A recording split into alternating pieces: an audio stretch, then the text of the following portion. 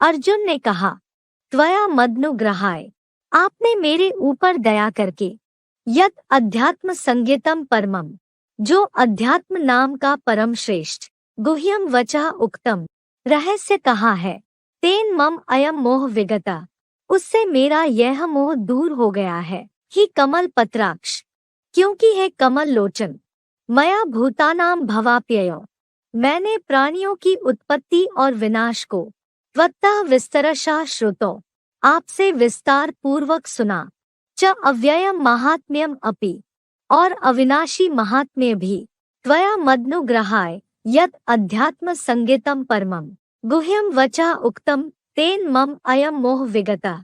ही कमल पत्राक्ष, मया भूतानाम भवाप्ययो, त्वत्तः विस्तरशः श्रुतो च अव्ययम महात्म्यम अपि।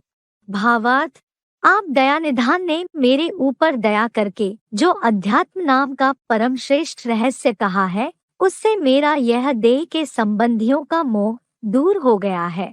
क्योंकि है कमल लोचन शिव बाबा, मैंने इस पुरुषोत्तम संगम युग में प्राणियों की उत्पत्ति और विनाश को चतुर्मुखी ब्रह्मा की वेद वाणी द्वारा आपसे विस्तार पूर्वक सुना, और फिर मुकर्रर रथ में प्रश्नोत्तर पूर्वक आपका अविनाशी महात्म्य भी सुना। जैसे आत्मा, आत्मज्ञान, फिर कहते हैं अध्यात्म ज्ञान। कैसा ज्ञान? अध्यात्म।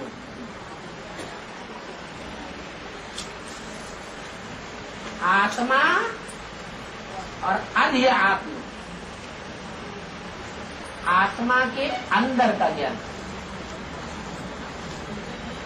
अध्यात्म ना शरीर के अंदर का नहीं, शरीर के अंदर का ज्ञान तो आज वैज्ञानिकों को है, नशा नशा सब अलग कर देते हैं, लेकिन आत्मा का ज्ञान उनको नहीं है। और आत्मा जो सूक्ष्म ज्योति बिंदु अणु रूप है, उस छोटे से रिकॉर्ड में जन्म जन्मांतर का पार्ट भरा हुआ है। उस पार्ट का ज्ञान हो जाना माना अध्यात्म ज्ञान। क्या?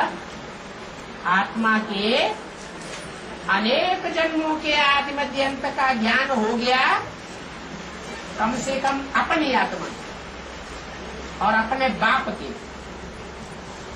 तो कहेंगे अध्यात्म ज्ञान। जो बाप नाले जा करके कल्प कल्प समझाते हैं, वो कोई नई बात नहीं है।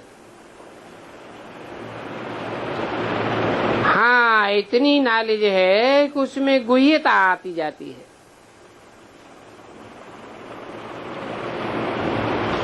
बाप कहते हैं,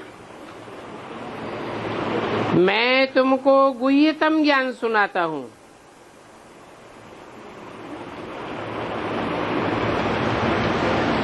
जैसे मनुष्यों की लिखी हुई गीता में कहा है, गुह्यात गुह्यतरम ज्ञानम, तो गुह्यराज बाप आकर के समझाते हैं। आत्मा की ही समझाने देखो अभी तुमको कैसे मिलती है। इतनी छोटी सी पिचकरी आत्मा, उसमें इतना 84 जन्मों का पार्ट भरा हुआ है, और ऐसा अविनाशी पार्ट भरा हुआ है जो कब विनाश नहीं होता है।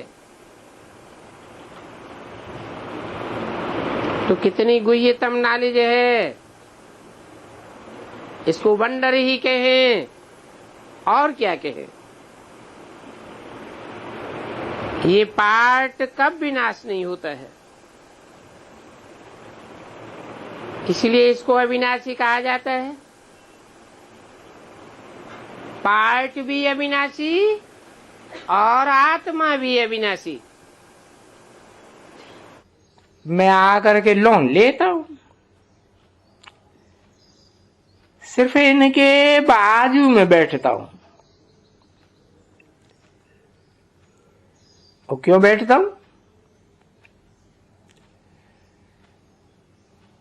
मैं तुझे ये नॉलेज कैसे दूं?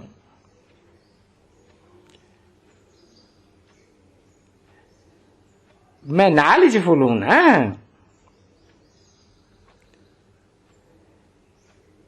मैं बीज रूप हूं ना।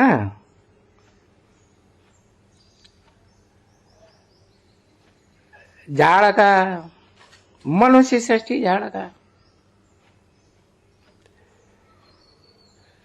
तुमको तो कोई को भी पता नहीं है। सृष्टि की झाड़ की आयु कितनी है? ये सृष्टि का झाड़ कैसे उत्पत्ति होता है, कैसे पालना होती है, कैसे विनाश होता है, कोई को भी मालूम नहीं है। तो फिर जरूर मनुष्य को मालूम जरूर होना चाहिए। कोई जानवरों को तो मालूम नहीं होना है ना, तो मनुष्य ही पढ़ते हैं। कोई जानवर तो नहीं पढ़ते हैं ना। मनुष्य ये पढ़ाई से देखो कितना ऊंचे पद पाते हैं। तो ये पढ़ाई है ना। अभी वो पढ़ाई है हद की, और ये बाबा है बेहद का। वो बेहद का बाबा बैठ करके बेहद की पढ़ाई पढ़ाते हैं, जो तुम बेहद के मालिक बनते हो। तो भगवान का है आध्यात्म ज्ञान और दुनिया वालों का है भौतिक ज्ञान, 5 भूतों का ज्ञान। ईश्वर तो भूतों की दुनिया से निकाल करके हमको शुद्ध आत्मा बनाने आया है। हम कौन हैं ये सच्ची पढ़ाई हमको पढ़ाता है। हम पंचभूत नहीं हैं, 5 तत्वों का पुतला हम नहीं हैं, हम देह नहीं हैं। हम तो 5 तत्वों से परे आत्मा है। लेकिन जन्म लेते लेते अनेक जन्मों का सुख भोगते भोगते आत्मा इन 5 तत्वों के वशीभूत हो गई है। तो वो आध्यात्म ज्ञान देने वाला हमको इन 5 तत्वों की वशीभूत होने की प्रक्रिया से दूर ले जाता है, एकदम मुक्त कर देता है। कैसे? क्या सिखाता है? पहला पाठ, तुम ज्योति बिंदु आत्मा हो। ये ज्योति बिंदु आत्मा ऐसे ही है जैसे राजा ऊंची गद्दी पर बैठता है, पूरे राज्य को, राज्यसभा को कंट्रोल करता है। ऐसे ये शरीर रूपी राज्य को कंट्रोल करने वाला आत्मा रूपी राजा मूर्धन्य में, जिसे कहते हैं भ्रकुटी का मध्य, वहां बैठता है। और भ्रकुटी के मध्य में बैठ करके सारी इंद्रियों को, चाहे ज्ञान इंद्रियां हो, चाहे कर्म इंद्रियां हो, चाहे पूरा शरीर हो, सबको कंट्रोल करने वाला है। ये आध्यात्म ज्ञान हमको देता है। अधि माने अंदर, आत्मा माने आत्मा। आत्मा के अंदर का ज्ञान लेने के लिए आत्मा के ऊपर कंसंट्रेशन करने की प्रैक्टिस करनी पड़े। अर्जुन को मोह कब हो? जब अज्ञानी है तो मोह पैदा होता है, ज्ञानी है तो मोह अंधकार में रहेगा। मोह नष्ट हो जाएगा या मोह के अंधकार में डूबा हुआ रहता है? अरे जब पूरा गीता ज्ञान सुनता है तब बोलता है ना, करिष्ये वचनम तब, मैं आपके वचनों को पूरा करूंगा। ज्ञान बुद्धि में नहीं है तो अज्ञानी है।